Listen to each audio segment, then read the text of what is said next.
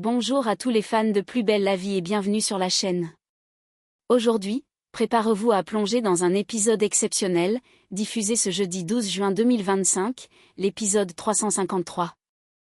Riche en révélations, en tensions amoureuses, en règlements de comptes bouleversants, et en un événement dramatique final qui risque bien de faire basculer le destin de plusieurs personnages clés. Entre les avances de plus en plus assumées de Sorigny envers Babette, les fragilités de Chloé face à Luna, la déclaration bouleversante de Louis et la confession pleine de remords de la juge Colbert, les émotions s'entremêlent au rythme d'une intrigue haletante. Tandis qu'Apolline décide de faire face à ses démons. Une ombre plane sur le Mistral, jusqu'à un braquage glaçant qui survient en toute fin d'épisode, mettant la vie de Babette en danger immédiat. Et ce n'est pas tout. Le retour tant attendu de Jawad promet de raviver les souvenirs du passé, tandis que le mystère grandit autour d'Adrien, dont les intentions semblent de moins en moins claires. Accrochez-vous. Car l'épisode du jour mêle drame, romance, tension policière et émotion pure.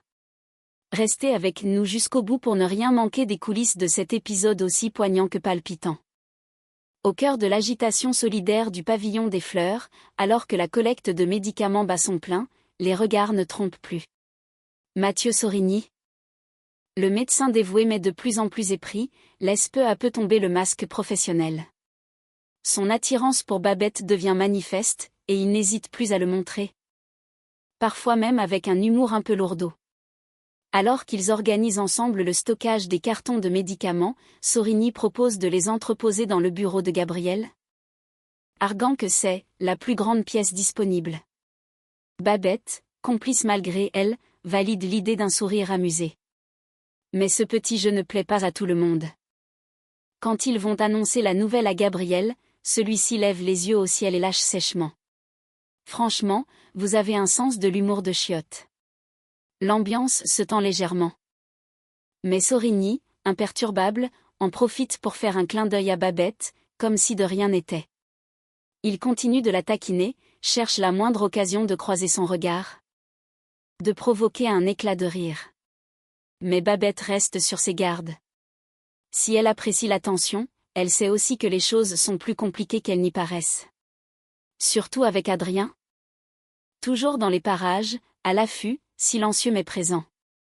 Dans une tentative sincère de réconciliation, Chloé se présente au pavillon des fleurs avec une boîte de chouquettes encore tiède entre les mains. Son visage, marqué par la fatigue et l'appréhension, laisse transparaître une volonté claire. Faire la paix avec Luna. Luna l'accueille avec bienveillance, mais une certaine distance demeure. Chloé, d'une voix hésitante, lui tend la boîte. Je me suis dit que des chouquettes.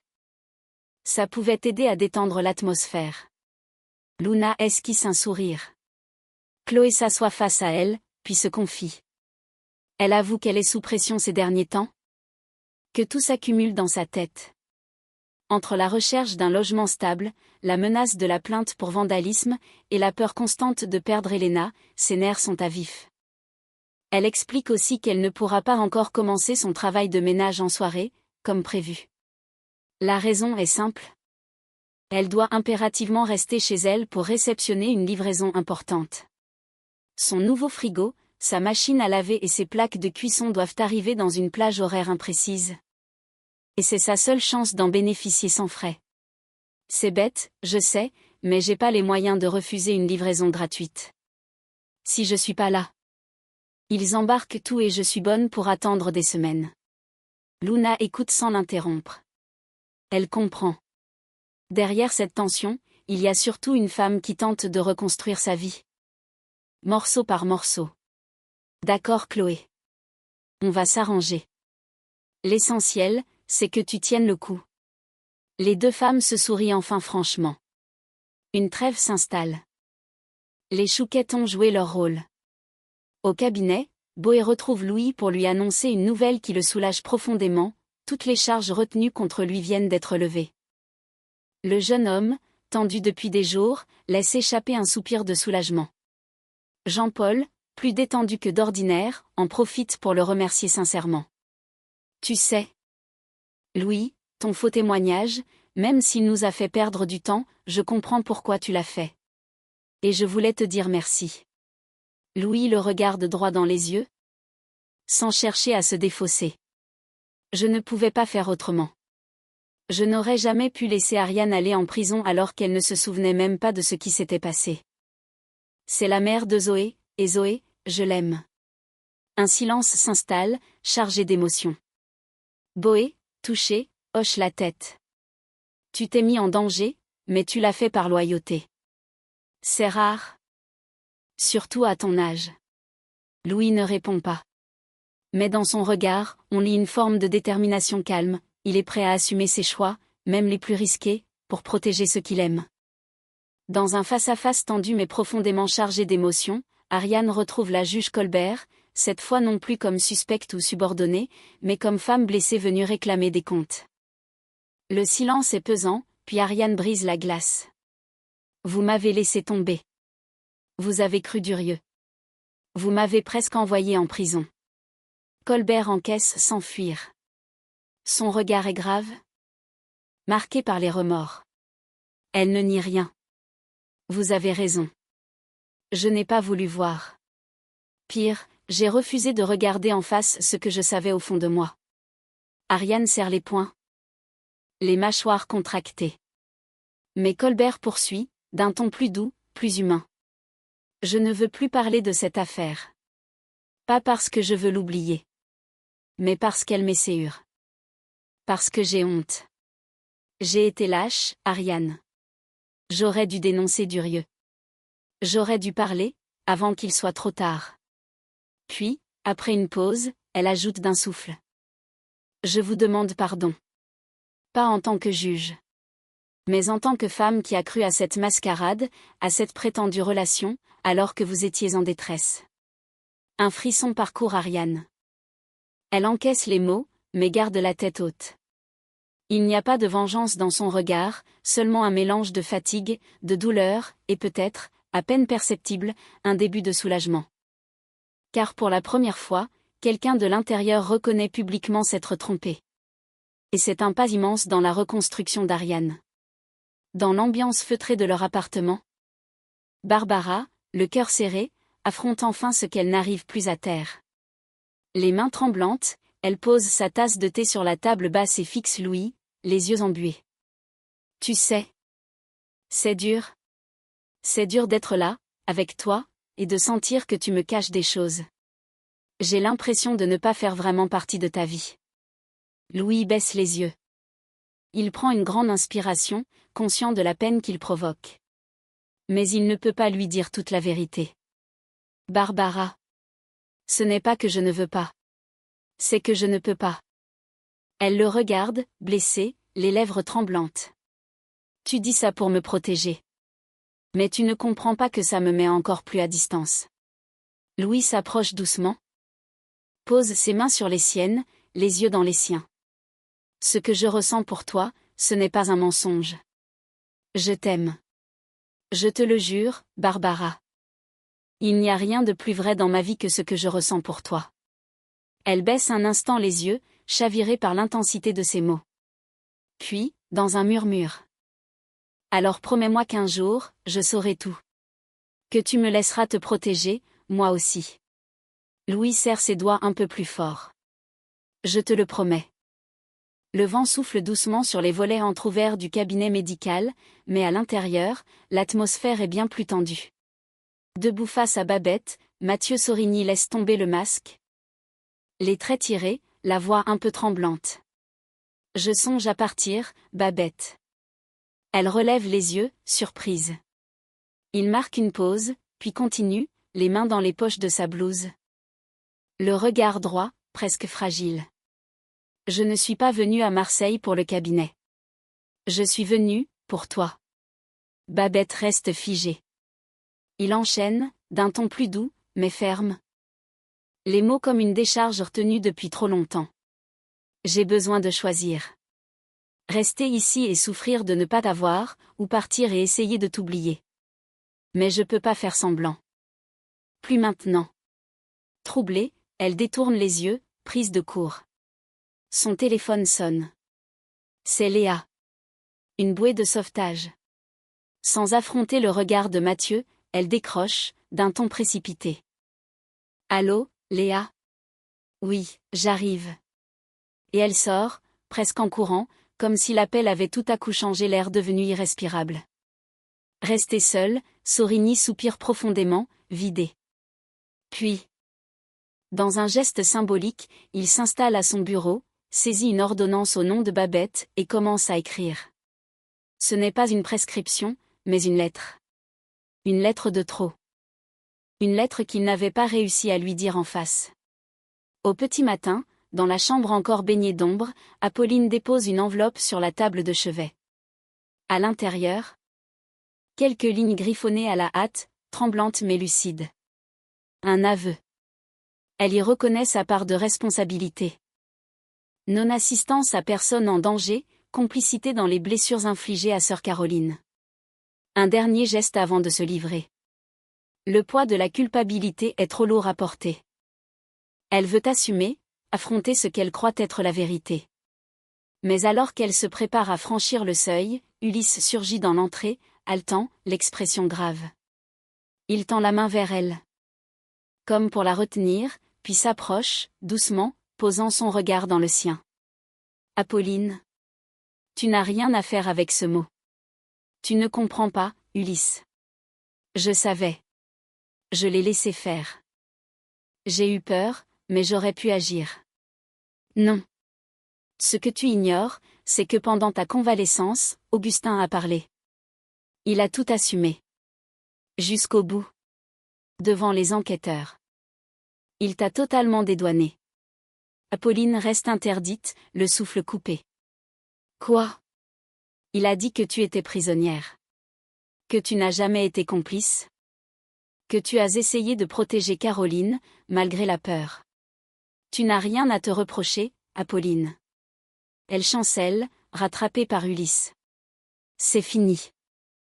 Tu n'as plus besoin de t'accuser pour des fautes que tu n'as pas commises. Et dans un soupir, la jeune femme laisse tomber l'enveloppe au sol. Pour la première fois depuis longtemps, elle sent son cœur s'alléger. Peut-être que la justice va enfin s'occuper des vrais coupables. Apolline quitte l'hôpital, encore faible mais déterminée, le regard fixé droit devant elle. Ulysse a proposé de l'accompagner, mais elle a décliné. Cette fois, elle veut y aller seule. Affronter Barral. Obtenir des réponses, ou au moins se libérer de ce lien toxique. C'est au commissariat qu'elle veut clore ce chapitre. Au Mistral, l'ambiance est plus douce, en apparence. Yolande déguste une part de la fameuse tarte au citron de Barbara. Elle savoure une bouchée. Les yeux pétillants. Ma parole, ma chérie, tu pourrais faire pleurer un pâtissier. Mais très vite, elle sent que Barbara est ailleurs. Moins vive, l'air préoccupé. Yolande fronce les sourcils, pose sa fourchette et la regarde en face. Tu veux qu'on parle de ta tarte ou de ton chagrin? Barbara tente un sourire, mais baisse les yeux. C'est Louis. Il m'a dit qu'il m'aimait. Puis il est devenu distant. Il s'est embarqué dans des histoires louches, et maintenant, je sais plus où j'en suis. Yolande, malicieuse, s'approche et lui prend la main. Ma belle, tu veux un conseil? Arrête d'être trop lisible. Laisse un peu de mystère. Crée-toi des zones d'ombre. C'est ça qui les rend fous. Les hommes. Faut jamais qu'ils sachent exactement qui tu es. Sinon ils croient qu'ils t'ont cerné, et ils s'en vont. Barbara éclate de rire, malgré elle. Merci Yolande. C'est peut-être le conseil le plus bizarre mais le plus vrai qu'on m'ait donné. Alors retiens ça, insaisissable, toujours. Surtout avec Louis. Au cabinet médical. Adrien s'assoit dans le bureau de Gabriel, l'air faussement détendu. Il s'inquiète de douleurs persistantes au dos, mais derrière ses paroles posées, un malaise plus profond semble percer. Gabriel l'ausculte avec attention, prend note de ses symptômes, et rédige une ordonnance avant de le raccompagner à l'accueil. Là, Adrien règle la consultation auprès de Jennifer. Souriant poliment, mais son regard s'attarde discrètement sur les cartons remplis de médicaments entreposés dans un coin de la pièce. Trop longtemps. Comme si une idée lui traversait l'esprit. Pendant ce temps, au commissariat, une autre scène, beaucoup plus déchirante, se joue. Augustin, menotté, va être transféré vers une maison d'arrêt. Le couloir est froid, impersonnel. C'est là qu'Apolline l'attend, le visage ravagé par l'émotion. Lorsqu'elle le voit, elle fond en larmes. Elle n'a pas dormi depuis des jours. Je sais que t'as fait des erreurs. Mais t'es pas un monstre, Augustin. T'as juste voulu exister autrement que dans l'ombre de ton père. Il ne dit rien. Il la fixe, les lèvres tremblantes. Puis le brigadier l'emmène. Apolline reste seule quelques secondes, désemparée. Plus tard, Nisma la retrouve à la sortie du commissariat. Apolline tente de garder contenance, mais c'est peine perdue. Nisma est franche, comme toujours. Tu continues de le défendre alors qu'il t'a séquestré, manipulé. Tu te rends compte que t'es dans le déni complet? Apolline ne répond pas. Elle secoue la tête. Puis, comme si la pression de ces derniers jours se relâchait d'un coup, elle craque.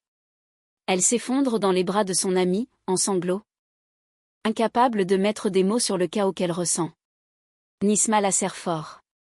Elle sait que ce n'est que le début d'un long chemin pour Apolline.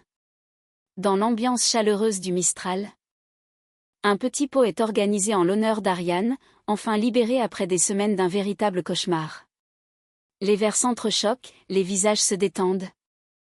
Et pour la première fois depuis longtemps, un sentiment de légèreté flotte dans l'air. Ariane, encore un peu secouée, tient à remercier personnellement ceux qui ne l'ont jamais lâchée. Elle s'approche d'Éric, qui s'est montré exemplaire avec Zoé en son absence. Les yeux humides, elle lui dit sincèrement. Merci. T'as été là pour elle quand moi je pouvais pas. J'oublierai jamais.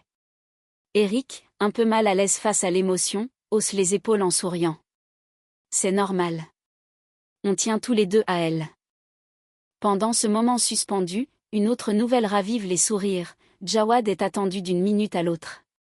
L'annonce de son retour fait vibrer les murs du Mistral. Les anciens se regardent. Un brin nostalgique, les nouveaux s'interrogent sur ce nom prononcé avec tant d'enthousiasme. Ariane, elle, esquisse un sourire plus large. Elle sait que les retrouvailles avec Jawad ne seront pas anodines. Un nouveau chapitre s'ouvre, et il commence ici, au cœur de Marseille, entouré de ceux qu'il aime. Alors que le soleil décline sur Marseille, l'ambiance est paisible au pavillon des Fleurs. Chloé, émue, profite de l'après-midi avec Elena, sous l'œil bienveillant de Luna et d'Armand Billard. C'est un moment suspendu dans le temps, rare et précieux. La petite fille dessine, rit, et court dans le jardin, insouciante. L'ASE a demandé cette rencontre pour évaluer si le logement de Chloé est adapté pour accueillir sa fille à plein temps. Armand observe, note, jauge. Luna, elle, soutient Chloé avec chaleur et discrétion. Elle est bien ici, non, souffle Chloé à voix basse, le regard fixé sur Elena. Elle est chez elle, lui répond Luna, pleine d'espoir. Mais ailleurs, un drame se prépare. Babette, de son côté, termine son service au cabinet médical. Elle s'apprête à rejoindre Luna pour un verre bien mérité. Dans son sac, elle tombe sur une enveloppe, glissée là sans qu'elle s'en aperçoive. Elle l'ouvre, intriguée. Mais avant même de pouvoir en lire le contenu, la porte du cabinet s'ouvre brusquement. Un homme surgit. Il porte un casque de moto, un blouson sombre. Dans sa main, une arme. Pas un geste, lance-t-il d'une voix rauque. Babette reste figée. Ses mains tremblent. L'infirmière expérimentée qu'elle essaie garder son calme, mais cette fois, la peur est bien réelle. Le silence est glaçant. Le cabinet, désert à 7 heures, devient le théâtre d'un face-à-face terrifiant. Pourquoi ce type s'en prend-il à elle? Que contient cette lettre? Est-ce une coïncidence, ou un avertissement?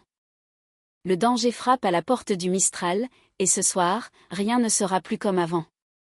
Voilà pour ce résumé complet et palpitant de l'épisode 353 de Plus belle la vie, encore plus belle. Diffusé le jeudi 12 juin 2025. Un épisode fort, riche en émotions, en confrontations puissantes, mais aussi en instants de grâce et de réconciliation. Entre l'émouvant aveu de Colbert à Ariane, les larmes d'Apolline face à Augustin, la complicité renaissante entre Chloé et Luna, et les non-dits toujours plus pesants entre Barbara et Louis.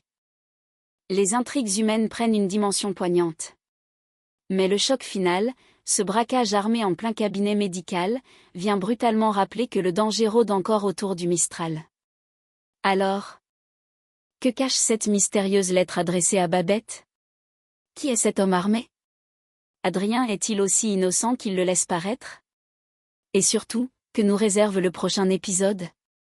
Pour le savoir, abonnez-vous, activez la cloche, et rejoignez-nous très vite pour découvrir la suite de votre feuilleton préféré. Merci d'avoir été avec nous. Et à très bientôt sur la chaîne pour de nouveaux rebondissements à Marseille.